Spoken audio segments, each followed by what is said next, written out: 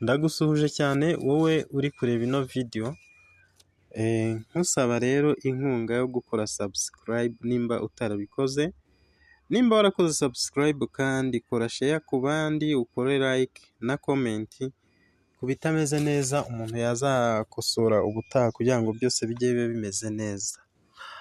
Rero muri aka kanya ngiye kugusobanurira Satoshi app.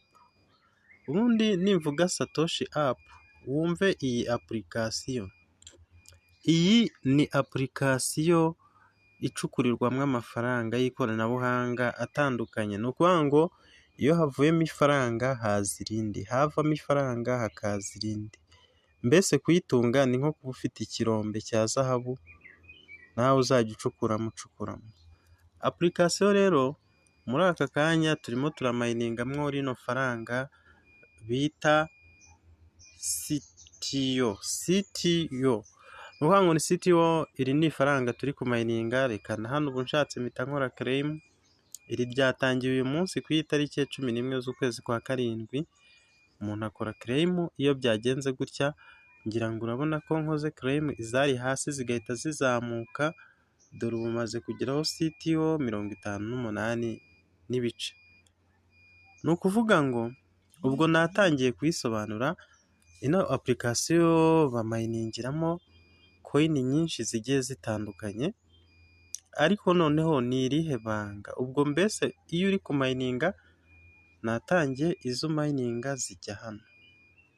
Noneho hano handitse my team, urabona hariho umubare 49. Aba ni abantu natumiye ngo baze bamayininge Satoshi. Noneho hano hantu aha handitse airdrop time, ni ukuvuga ngo buri saha wemerewe kuza hano hasi nanone ugakora claim. Ubu ni ukuvuga ngo ino minota 58 n'amasegonda bisigaye nibishira, ndaza kuza hano hantu handitse claim, haraba habaye orange, mpite nkora claim. Ubwo ni igihe cy'isaha. Ariko nubwo waba uri busy ufite akazi uhugiyemo, ntabwo buri saha wajya uza ngo ukore claim. Na nyuma y'amasaha 5 nta kibazo cyangwa 6 waza hano ugaclaiminga, ziba zagwiriye zabaye nyinshi. Ni ukuvuga ngo ubu nkanjye uri kubona ko mu gihe cy'isaha mba mbonye zino CTO 30.7. Bivuze ngo iyo ukerereweho amasaha yo kumayininga wenda bikaba nk'amasaha 5, ubwo usanga zabaye 5.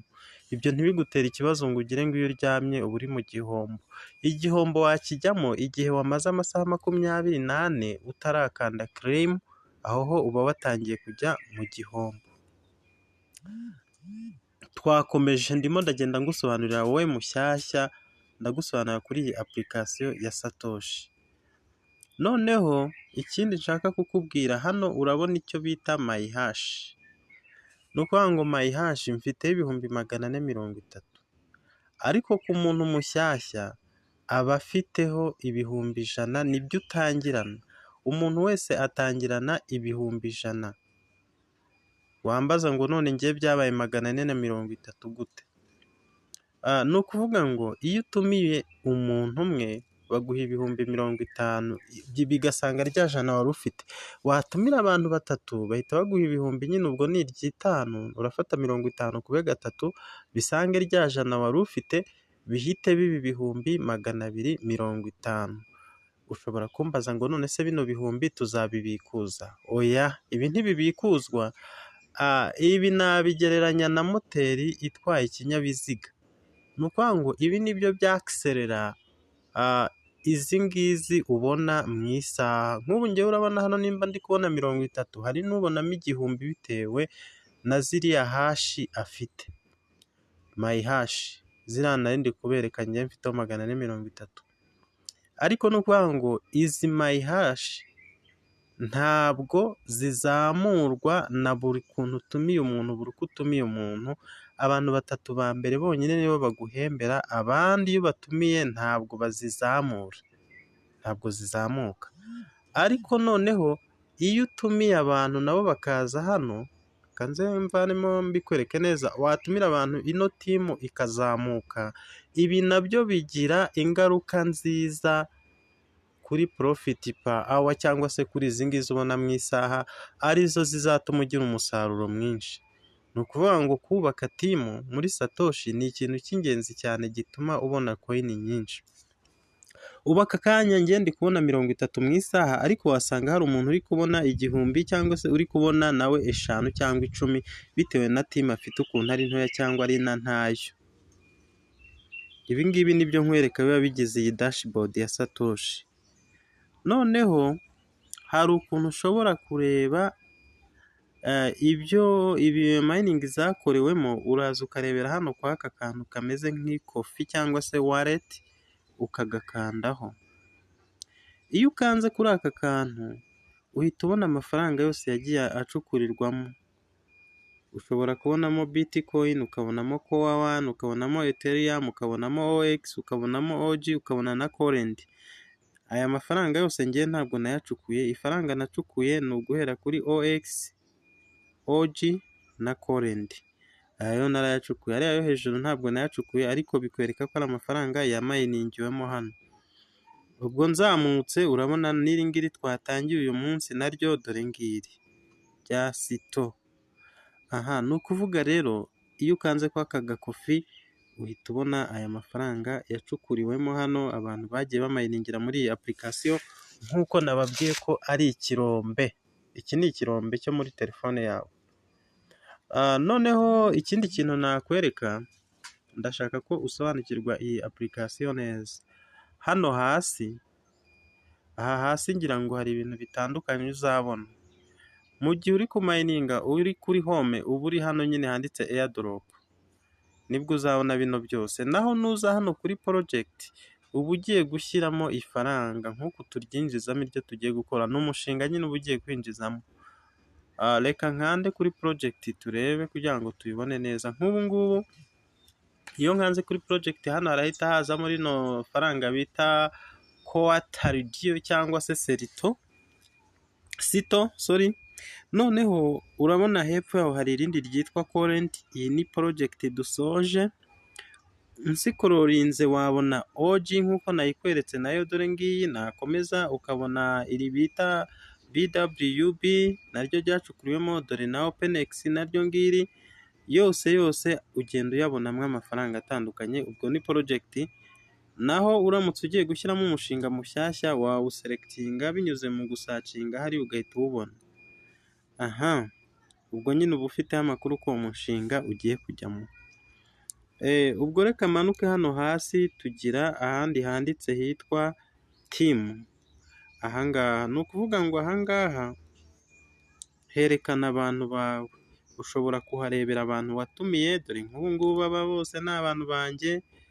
Ukareba abari kumayininga n'abatari kumayininga kugira ngo ubibutse. Nk'ubu ngubu uyu ni uri kumayininga, abandi benshi ntibaratangira. Niyo mpamvu ubona bo bimeze uku nguku nta kintu kiriho. Ni waiting. Iyo urebye muri timu yawe ukabona umuntu ufiteho 0, izi ni my hash. Urabona ko ari hash. Wareba muri timu yawe ukabona nk'uyu afiteho 0, uyu nawe afiteho 0, ukabona n'uyu nguyu afiteho 0. Bigaragaza ko aba bantu nubwo biyandikishije batigeze bakora KYC ya Satoshi ngo bemererwe. Ni ukuvuga ngo aba ntibabasha no kumayininga kuko nta n'ibihumbi 100 bafiteho bya hashi. Aba nta ikintu batakoze, bariyandikishije ariko ntibakoze KYC ngo bayitsinde. Ibyo nibyo by'ingenzi. Noneho ushobora kuza ahangaha. Iyo uje hano uje muri setting, ubwo reka mbereka aho ingenzi. Uje muri setting ari naho ujya usetingira fund password. Iyi ni setting ya application. Reka nigarukire kuri airdrop rero, wenda ibi si ingenzi cyane. Ubu ngarutse kuri home. Icyo nshaka kubereka ni uburyo noneho wabona ese ko twabonye ko iyo utumiye abantu hano hantu ugira hashi nibura nyinshi zisanga ibihumbi 100 wari ufite, ukabona ibindi 5 bikaba 25, ibi 430 biboneka gute? Ibi 430 rero biboneka mu buryo bubiri. Hari uburyo bita hash card, hari n'uburyo bita gift card. Ubu ngubu ni ukuvuga ngo buno ni uburyo ukoresha amakadi cyangwa se amakarita, bigatuma amafaranga yawe yiyongera. Reka duhere kuri hash card. ni ukuvuga ngo hashikadi, iyo ukanze hano kuri hashikadi uraza ugakanda hano kuri hashikadi, iyo ukanze kuri hashikadi uzasangamo amakarita. Aha, reka nze nkore refresh kugira ngo ndebe ko ayo makarita nyabona.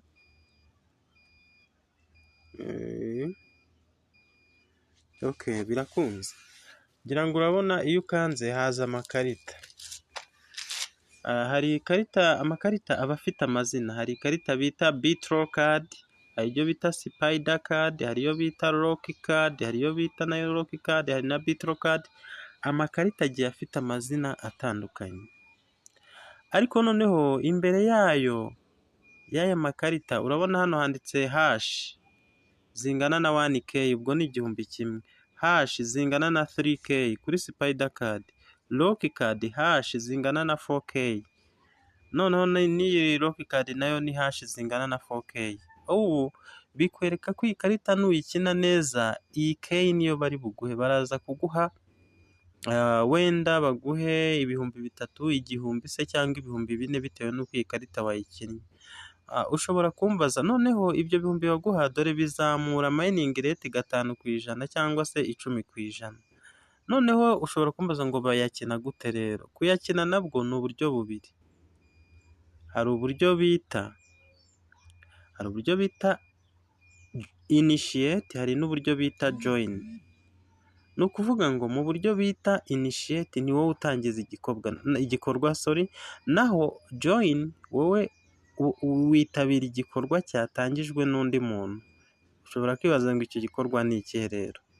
Reka nze nkwereke uko bigenda. Nk'ubu ngubu ngiye gukora join, kubera ndajoininga ahari amafaranga menshi, aho batanga mining rate nyinshi. Reka njye hano batanga mining rate y'10. Ubwo ngiye kujoininga hano, joininge ikarita yitwa Rock card. Aha, kuyijoininga bigenda bite rero? Nuko mba mfite Telegram, ndakanda hano kuri join. Ngikanda kuri join hano dore bahita bampa akaziga bakambwira ngo ninshyiremo code. Ese code ndayikura he? Ngiye kujoininga Rock card. Ubwo binsaba kujya muri Telegram rero. Ngiye kujya muri Telegram nshaka iriya karita yitwa Rock card. Ubu uri muri groupe ya Satoshi kuri Telegram. Dore ngiyi groupe nyibamo, bayita Satoshi Exchange. Ubwo naho tuguranira amakarita. Iyi ni groupe, wihangane nubwo video ishobora gusa nkaho iba ndende, ariko ni ukubiga mu ifaranga ry'ikoranabuhanga, utize ntacyo wabona. Ubwo ngiye kureba Satoshi hashcard. Ngiyi ya groupe. Noneho haba hari abantu benshi barimo bohereza amakarita atandukanye. Uhita usikororinga ukajya hasi. Kubw'amahirwe mbonye Rock card. Mitangira gutya ngakora copy, nkatwara kano kantu nkasa nk'ugapestinga hano, nkifatira code imwe yayirepese kenshi, ariko ngenda yijyana inshuro imwe. Nshaka nkore kati cyangwa copy, mpita nigira hehe? Muri ya application yanjye hamwe hari akazu. Kubera ko nabonye Rock card, nze nkore paste. Ubwo ndahita nza hano nkore paste. Urabona ko ya code nyishyizemo. Mpite nkanda hehe? Ndahita nkanda hano kuri confirm kugira ngo mbe nkoze participate. Reka nkore confirm. Does not exist. Bambwiye kwitabaho. Iyo bakubwiye ngo ntibaho, ubwo uwo muntu ashobora kuba yayanditse nabi. Ubwo ndasubirayo njye kwishakira iyindi yitwa Rock card. Bino nari nashyizemo hano ndabisiba. Mwitondere kwandika ibintu byinshi mw'iyi groupe bishobora gutuma babaninga, bagahita bakubaningira Telegram yawe. Ndabona hano no hari Rock card. Reka njyane uyu nguyu. Kandi umuntu mugurana rimwe, ntabwo mushobora kugurana inshuro ebyiri. Iyo aguhaye cyangwa se ukamuha ni inshuro imwe. Rock card. Ubwo ndagaruka hano nongere nkore Rock card, nkore join, nkore paste ya ziriya code nzanye, confirm. Does not exist. Nabwo bakomeje kumbwira kwitabaho. Nuko bigenda nyine, urihangana kuko ntabwo byahita bigenda nk'uko ubishaka. Ibi ndabisiba, ntabwo ngende bubyoherezemo. Bari kumbwira ngo system iri busy cyangwa se ngo ntabwo ibaho. Reka nze ndebe wenda indi kuko buriya yanze, ndashaka agiye gukora join, lock card yanze. Ubwo nimba lock card yanze kandi nabonye mfitemo na bitro card, dore rero bitro card ngiyi, ndakopiya then ndongera njye muri application ya Satoshi, nakopiye ndasa nk'upestinga hano, njyane kamwe, nta kujyana biriya byinshi by'ibikode byinshi ntacyo bimaze, ahubwo ngiye njyana kamwe. Narangiza ubwo ngiye kuri bitro card kubera ko nabonye ko nzifite bitro card. Ubwo ngiye hano, reka nkore join, ndakora join, nshyiremo ya code, ndangiza nkore confirm. Reached maximum, uyu nguyu we yamaze kubona abantu bahagije. Ni ukuvuga ngo ni uko bigenda nyine. Ubu ngubu abaye adafite abantu, urakomeza ukagerageza mpaka bibaye successful. Naho njyewe hamwe ntibiri gukunda, undi afite abantu bahagije, ariko nta kindi, uza kuri join ukagenda ugashaka agakode gafite izina rihura n'iryo uri gushaka gukorera. Ni ukuvuga ngo uwo muntu aba yazanye ikarita yitwa nk'iyi ngiyi nawe ushaka gukora, ubundi ugahita ushyira kode mo hano, ugahita ukora paste, ugakora confirm. Nubwo njye nyine biri kwanga, bakambwira ngo wenda ngo task is busy, ariko nuko babigerageza bigakorwa. Ikigaragara muri iriya application abantu benshi bari kuzana kode gake, izindi zikarangira. Aha rero uba ugiye gukora uburyo bwa join. Noneho ni gute wakora uburyo bwa initiate? Ubu buryo nabwo reka mbukwereke, uzajya ubigerageza, bino nibyo bituma ugira hash card nyinshi, kandi hash zituma nawe ubasha kubona amafaranga menshi. Uburyo bwa initiate nibwo ngiye gukora. Twari turi gukora uburyo bwa join, nubwo wenda bitabaye successful, ariko ni kuriya bikorwa, ngira ngo wabibonye. Noneho initiate ni uburyo bwo gutangiza ukajyana ikarita. Reka nanjye nigire kuri lock card. Ubwo ndaza hano kuri lock card, nkore kuri initiate, ndakoraho. Nimara gukoraho hano barampa umubare w'abantu, ese mpitemo 2, 3, 4 cyangwa 5. Ndaza mpitemo abantu, njye nkunda kwihitiramo 3. Ubwo ndihitiramo abantu bangahe? 3. Ndakora kuri 3, nkore hano hasi kuri initiate. 3 iyo yabaye orange gutya, mpita nza hano hasi kuri initiate ngakoraho. Nkimara gukoraho bahita bambwira ngo hash card exchange is initiated successfully, ngakora close. Narangiza mpita nza nkareba hano hejuru, mpita nsanga bayimpaye, kandi natangije yitwa gute? Lock card. Ubwo mpita nza hano ngakora hano handitse copy, nanjye nkajyana kuri Telegram. Urabibona? Aka ngakora close, nkahita njya kuri Telegram. Noneho nanjye ngiye kubaha iyitwa lock card. Ibi nari nashyizemo ndabanza mbisibe nyine, kuko ntabwo ari ibyanjye. Lock card.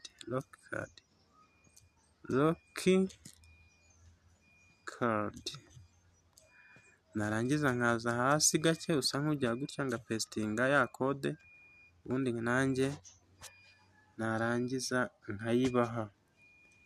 Hari hagiyemo ibindi bintu, nkayibaha.